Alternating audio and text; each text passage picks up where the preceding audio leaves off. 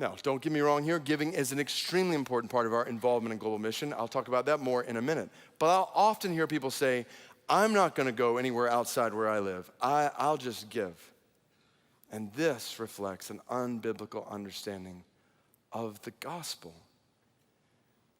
I remember one of the first times I went on a trip overseas. I was actually going to Sudan to come alongside the persecuted church there. This is before South Sudan even existed, as they were working to share the gospel in unreached areas. And I remember, it was a pretty expensive trip. I remember somebody coming up to me in the church saying, why are you going to pay all that money to go on a trip? Why don't you just send the money? And I remember wrestling with that.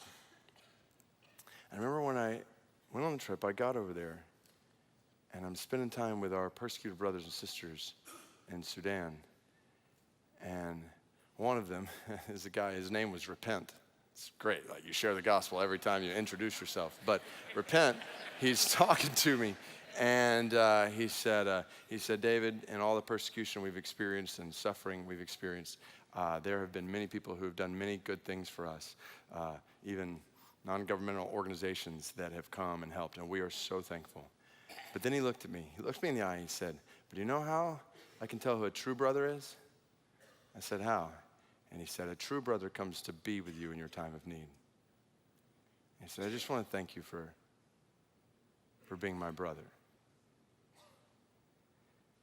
And in that moment, I was just keenly reminded that when God brought salvation to you and me, he didn't send gold or silver, cash or credit. He came himself. So how are we going to share the gospel if we never go ourselves? I trust we're not so shallow as to think our money is the primary answer to the needs of the hurting. Like, we know well in our culture here in Metro DC that money is not the answer. How many neighborhoods among us have large houses, expensive cars, hefty bank accounts, yet homes filled with strife and bitterness and separation from God and hurt and pain and insecurity? God, help us to not think that our money alone is the answer, especially when it comes to people's greatest need, the need for the gospel. And God, help us not to so skew that gospel by sending money while refusing to go ourselves. Not that money isn't important, which we'll get to. But at this point, people say, well, why don't we just let the locals do it?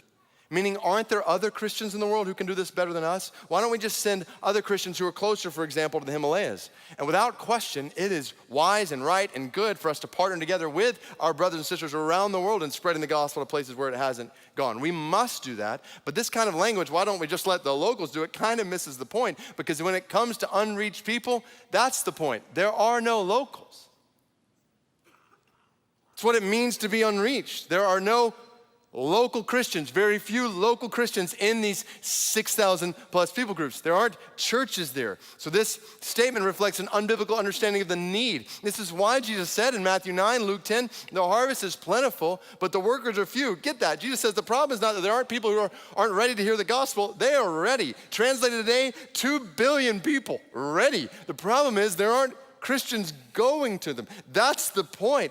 And when we say this, we're in essence saying somebody else can do that, but not us. It's like Isaiah before God in Isaiah 6 when God says, whom shall I send? Instead of us saying, like Isaiah, here am I, send me. What we're saying to God when he asks, whom shall I send? Instead of here am I, send me, we're saying, there they are, send them. Basically, God, don't look at me, send somebody else. But what about the needs here, we ask? Meaning, aren't there enough needs in Metro Washington to keep us busy?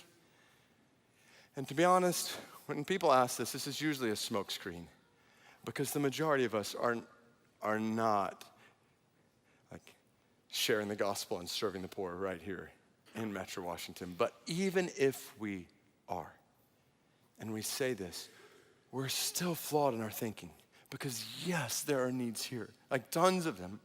And we want to share and show God's love in the middle of them. Like we said earlier, local mission is totally necessary.